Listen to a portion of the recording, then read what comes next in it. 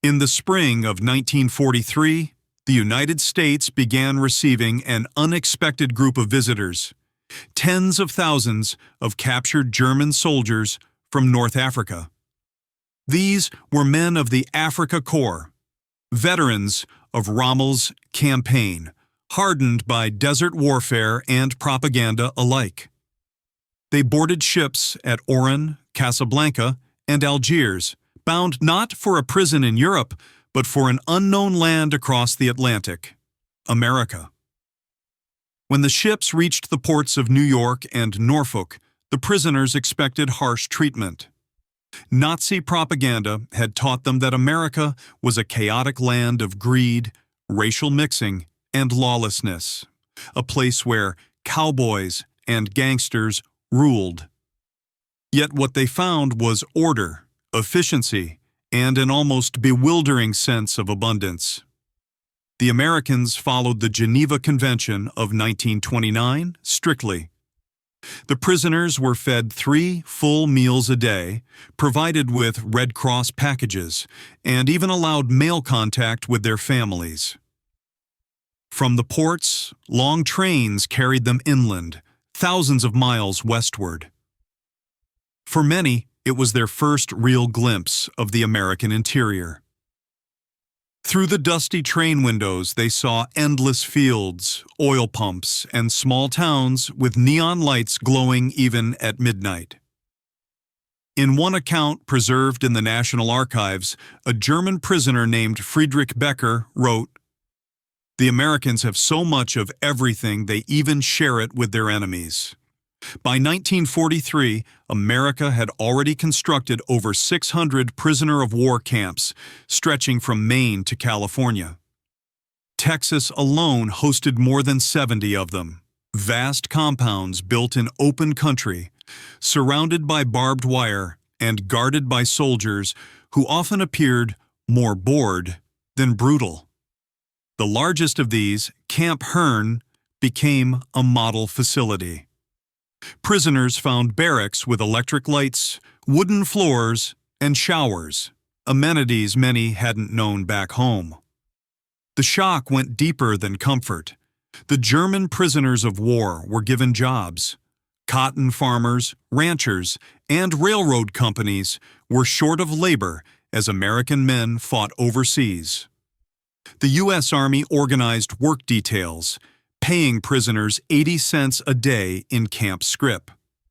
This was the same base pay given to American privates. To men raised in a rigid, hierarchical system, being treated with such fairness by the enemy was almost incomprehensible. American guards referred to the prisoners simply as the Krauts.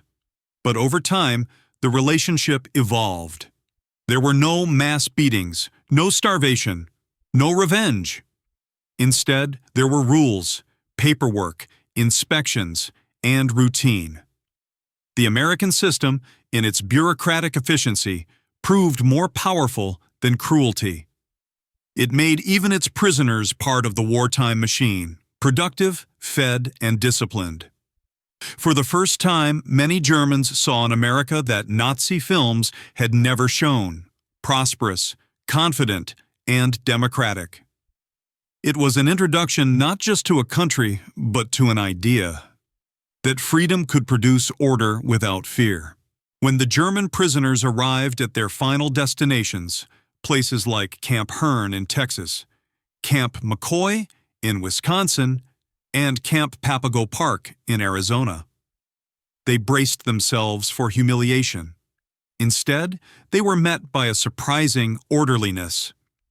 Each camp functioned like a small, self-contained town with its own post office, library, hospital, and even a theater.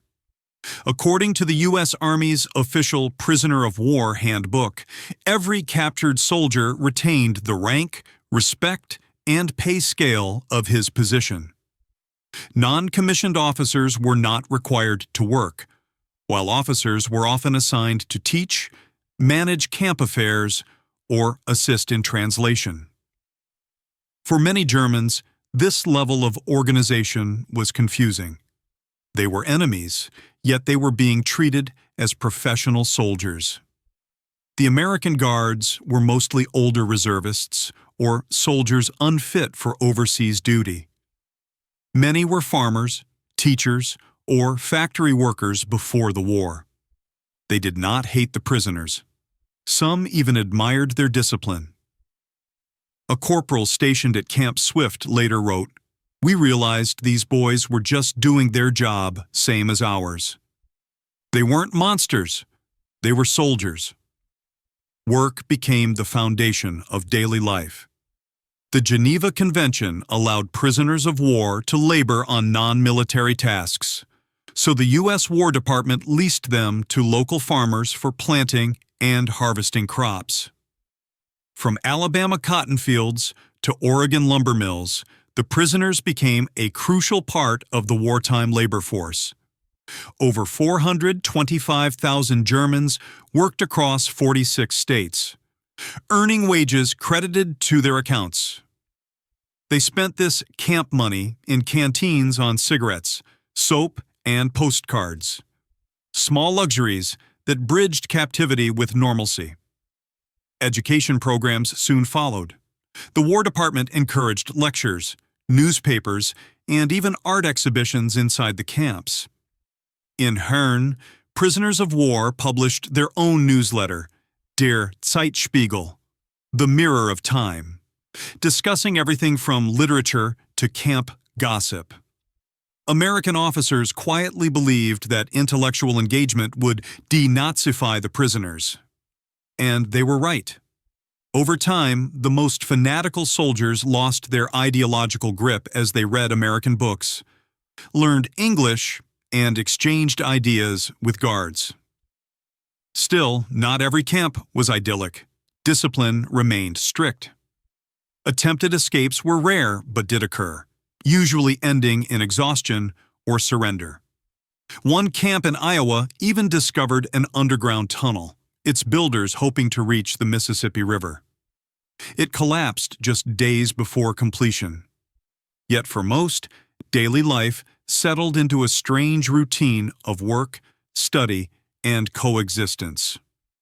The Americans' biggest challenge was boredom, for both sides. The guards played baseball while prisoners watched, sometimes joining informal matches. In the evenings, the sound of harmonicas, accordions, and laughter drifted from the barracks. It was, one prisoner of war later recalled, a strange kind of freedom inside a fence. For men raised on the myth of American barbarism, this humane captivity was a revelation. Slowly, the prisoners began to see that their enemy's strength did not come from brutality. It came from principles. By the summer of 1944, the German prisoners had become an unexpected solution to America's wartime labor crisis. With over 11 million American men overseas, farms and factories faced critical shortages.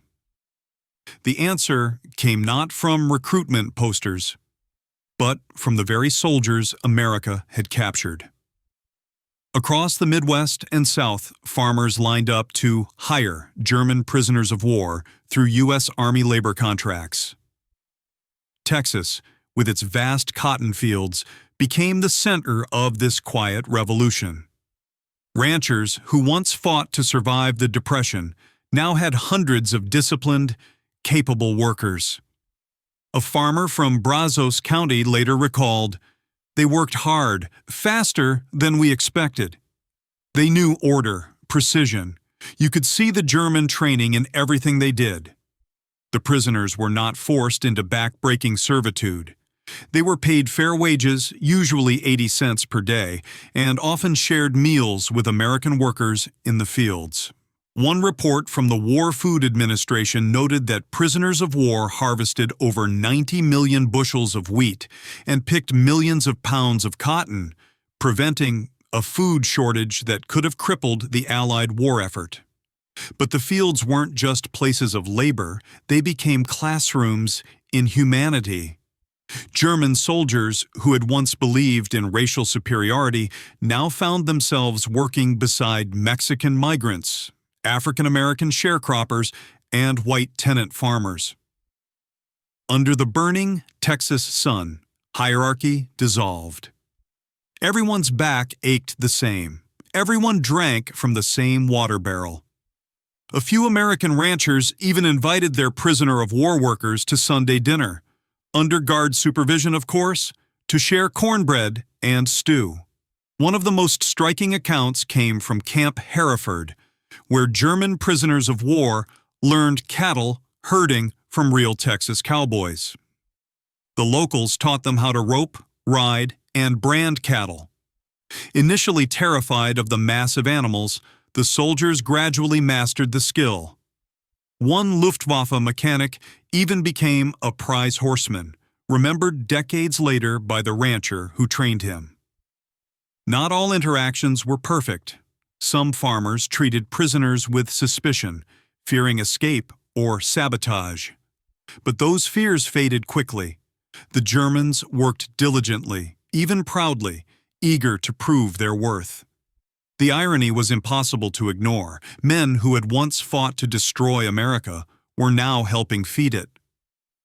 A former prisoner of war later wrote, "We came to work for people we were told were barbarians. But they paid us, respected us, even joked with us." It was a different kind of victory, theirs, not ours. As months passed, these relationships grew deeper. Guards relaxed their tone, farmers brought cold lemonade to the fields, and some prisoners of war began sending wages home to their families through the Red Cross. For many, it was the first time they'd experienced dignity without fear.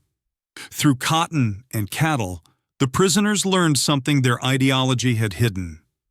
Strength and compassion could exist side by side. By late 1944, many American prisoner of war camps had evolved into something no one expected: miniature societies. Inside the fences, German prisoners built a kind of normal life, guided by strict military order but filled with human creativity. The camps became, in their own strange way, small towns of soldiers without a war. At Camp Harn in Texas, prisoners built their own theater using scrap lumber and canvas. They staged Shakespeare, Goethe, and even American plays. Costumes were made from burlap sacks and curtains. Musical scores came from memory. The U.S. Army allowed it all, partly to keep morale stable, partly because it was simply easier than dealing with boredom. In Camp Algona, Iowa, prisoners of war sculpted an elaborate nativity scene from concrete and plaster. Built entirely by hand, it featured 60 life-sized figures and stood nearly 10 feet tall. The same structure still stands today, a lasting monument to faith and artistry behind barbed wire. It remains one of the most extraordinary prisoner of war creations of World War II. Religion, too, was respected. American commanders provided Bibles, hymnals, and even chaplains when needed. On Sundays, the camps echoed with familiar hymns, "Stille Nacht" and "A Mighty Fortress is Our God." At Christmas 1944, German prisoners of war were invited to attend local church services under guard supervision. Congregations welcomed them cautiously, but warmly. For some, it was their first experience of American Christianity. Open, generous, unpretentious. Cultural exchange extended beyond faith. Camps organized educational programs inspired by American universities. The Prisoner of War Special Projects Division, led by the U.S. War Department, provided textbooks and teaching materials. German officers taught mathematics, mechanics, and even philosophy. A former prisoner, Wilhelm Heckmann, who had been a music professor before the war, founded an orchestra at Camp Clinton, Mississippi. His group performed concerts for both prisoners and guards. The Americans recorded several of the performances' rare moments of art born in captivity. Music, books, and education softened the once iron discipline of the Wehrmacht men. Slowly, the ideological grip of Nazism began to erode. Propaganda cells, once active in early months, lost influence as prisoners saw the kindness and prosperity of their captors firsthand. One prisoner of war later wrote to his wife in 1945, "They told us the Americans had no culture, but here they let us play Bach and Beethoven while they stand and listen." That transformation was no accident. The U.S. government understood the psychological value of fair treatment. They wanted these men to return home as witnesses, proof that democracy was stronger than dictatorship.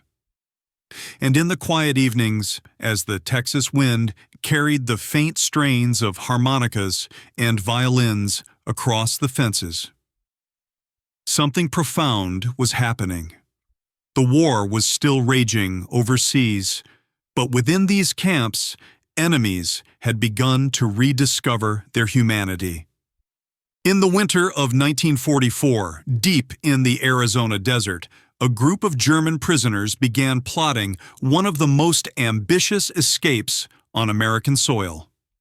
Their camp was Papago Park Prisoner of War Camp, just outside Phoenix. Unlike the snow and forests of Europe, this landscape was alien.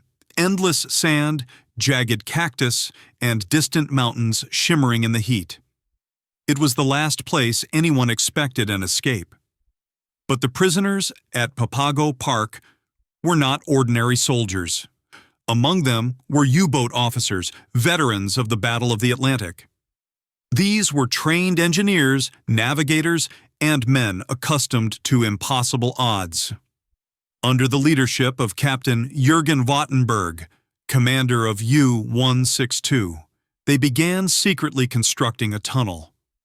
178 feet long, 8 feet underground, stretching beyond the barbed wire and into the open desert.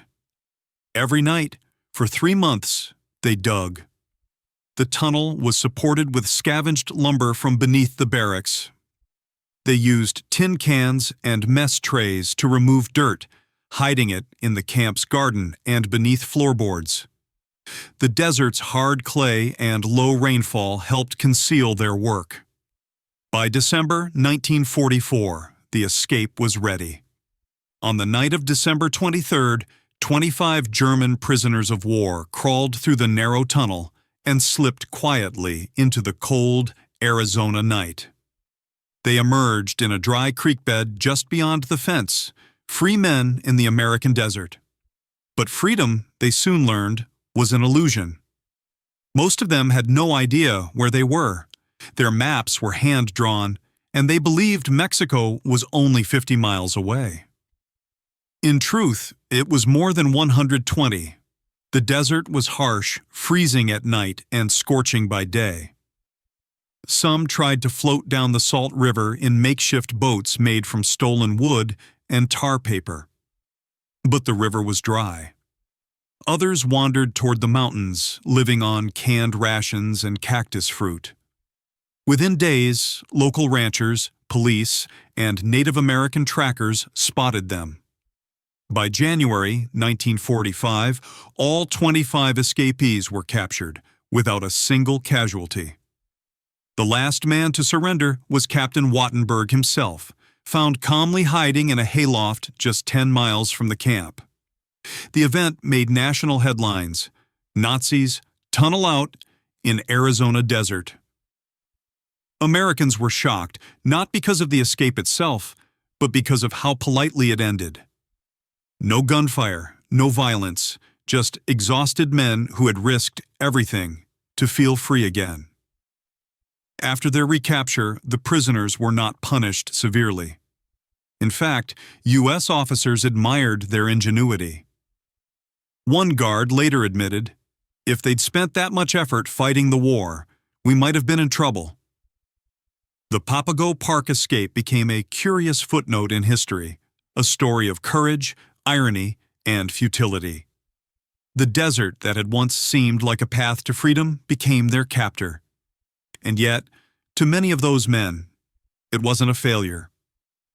For one cold December night, they had lived again as soldiers, disciplined, united, and daring.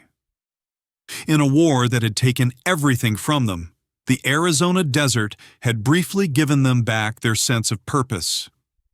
By the spring of 1945, the war that had created the vast network of prisoner of war camps across America was ending. Germany lay in ruins. Berlin had fallen. Hitler was dead. And more than 370,000 German prisoners still remained behind barbed wire in the United States.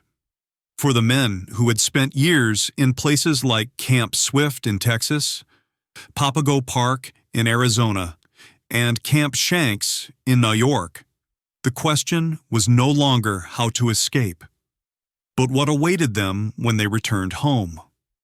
At first, the U.S. government hesitated to send them back. Europe was in chaos, and there was fear that former Nazis might join underground resistance movements. Instead, many prisoners of war were sent to Britain and France to perform labor duties, rebuilding bombed cities, harvesting crops, and clearing rubble under Allied supervision. Some remained there until 1947, or even 1948. But before they left America, something unexpected happened. The War Department launched what was called the Special Projects Division, a program designed not for punishment, but for education. Inside the camps, prisoners were shown films about democracy, human rights, and the rule of law. They read German-translated copies of the U.S. Constitution and discussed ideas like free speech and civic duty. For many, this was their first encounter with a political system that didn't rely on fear or propaganda. At first, the reactions were mixed. Some prisoners of war dismissed it as American brainwashing. Others, especially younger soldiers who had grown up under Nazi education, began to see the contradictions between what they had been taught and what they experienced firsthand. They had seen guards who treated them with dignity, civilians who showed compassion, and an economy built not on conquest, but on cooperation. Many began writing in their diaries that America had won the moral war, not just the military one. When repatriation finally began, these men boarded ships, like the SS Alexander Patch and SS General Meigs, bound for Bremerhaven, Germany. As they sailed home, their emotions were conflicted. Relief to see their homeland again, but sorrow for what it had become. Their letters and testimonies reveal a striking pattern. Many returned home as quiet ambassadors of democracy. One former prisoner of war, Heinz Richter, later recalled, "In America, I learned that strength comes from freedom, not fear." Within a decade, West Germany would become a democracy aligned with the very nation it once fought.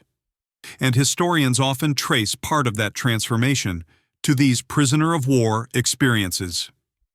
By 1948, the last German prisoners of war had finally left American soil. Their camps were dismantled, the barracks sold or repurposed, and the desert and farmland returned to peace. But in many small towns, memories lingered. Some families still remembered the German boys who had picked their cotton or fixed their fences. Men who in another time might have been their enemies. For those soldiers, captivity in America was a strange gift. It showed them a different kind of power. One not built on domination, but on opportunity and fairness. And when they stepped off the ships back in Germany, they carried that idea with them, quietly planting the seeds of a democratic future. While the official records of World War II detail battles and treaties, the true human story of the German prisoners of war in America often lies in their letters. Fragile pages written in pencil and ink, carried across oceans by the Red Cross and censored for security before reaching families in a ruined homeland. From 1943 to 1946, hundreds of thousands of letters passed through the International Red Cross Postal Service. For many prisoners of war, writing was their only connection to the world beyond the barbed wire. These letters reveal not propaganda or hatred, but loneliness, confusion, and, surprisingly, gratitude. One such letter, written by Gefreiter Karl Miller, held at the U.S. National Archives, reads, "Mother, we are well fed and treated decently. The guards are young men, polite, and sometimes they smile when I try to speak English. I miss you terribly, but I am alive, and that is enough." American censors blacked out any mention of location or camp names, but allowed personal emotion to remain. It became a quiet, psychological lifeline. Proof that humanity persisted even in captivity. The tone of the letters evolved over time. Early in 1943, when prisoners were newly captured in North Africa or Italy, many wrote with bitterness or shame. But by late 1944, the tone shifted. They began describing Christmas concerts in the camps, baseball games with American guards, and Sunday religious services. In Camp Algona, Iowa, prisoners of war built a full nativity scene for Christmas 1944, complete with wooden figures they carved themselves. Local townspeople were so impressed that they preserved it after the war. It still stands in Algona today as the Nativity Scene Museum, a symbol of reconciliation born in captivity. Another remarkable case was Hans Scharf, a Luftwaffe interrogator captured in North Africa, who later worked as a translator in U.S. prisoner of war programs. He wrote, "I learned that words could build or destroy, and that truth, even in war, has its own dignity." After the war, Scharf immigrated to America and became a respected mosaic artist in California. His work still adorns the walls of Disney World and Los Angeles buildings. For the families back in Germany, receiving a letter marked U.S. Army Postal Service was both a relief and a mystery. They often had no idea where their sons were held, only that they were alive, and that their captors were treating them humanely. In a war filled with atrocities, this was almost unbelievable. Historians who've studied these letters note a consistent theme. The prisoners of war perception of America changed. Many wrote about the fairness of the guards, the abundance of food, and the astonishing efficiency of American farms and factories. Some expressed envy at the freedom ordinary Americans enjoyed, a stark contrast to the strict hierarchy they had known. In the end, these letters became more than personal correspondence. They were quiet ambassadors of understanding. Each envelope that crossed the Atlantic carried not just news, but a living contradiction to Nazi propaganda. Proof that mercy existed, even in war. Today, hundreds of these letters are preserved in museums and archives, silent voices from a forgotten chapter of World War II. They remind us that even amid the global machinery of conflict, individual humanity survived, written carefully in cursive script on thin, yellowing paper. By the late 1940s, the last German prisoners of war had been repatriated to a devastated Europe. Cities lay in ruins, families were scattered, and the Third Reich, the ideology that had shaped their youth, had crumbled. Yet for many, the memories of captivity in America remained vivid, shaping how they viewed the world. Some returned to Germany carrying practical knowledge, American farming techniques, machinery operation, and organizational methods. Others carried more intangible lessons, fairness, respect, and the surprising kindness of people they had been taught to hate. These lessons would influence Germany's post-war recovery in subtle but meaningful ways. A small number of former prisoners of war returned to the United States legally in the 1950s. They became immigrants, entrepreneurs, and neighbors in the very communities where they had once labored under armed guard. In Texas, former Afrika Korps soldiers bought farms, started machine shops, and married American women. One man, Wilhelm Müller, returned in 1951 to the ranch where he had learned to rope cattle. The rancher, John Davidson, remembered him and welcomed him with a handshake. No translator needed. Over decades, Müller became a respected local citizen, a living bridge between two former enemies. In Arizona, another former prisoner of war who had escaped from Papago Park legally returned years later, opening a small business in Phoenix. He spoke perfect English, contributed to the local economy, and told his story to schoolchildren, emphasizing the lessons of compassion and tolerance he had learned in captivity. Beyond individual stories, these reunions carried symbolic weight. Former prisoners of war visited the ruins of the camps, took photographs, and often met the families of American guards or ranchers who had once employed them. In small towns, memorial services celebrated the unique human bonds forged during the war.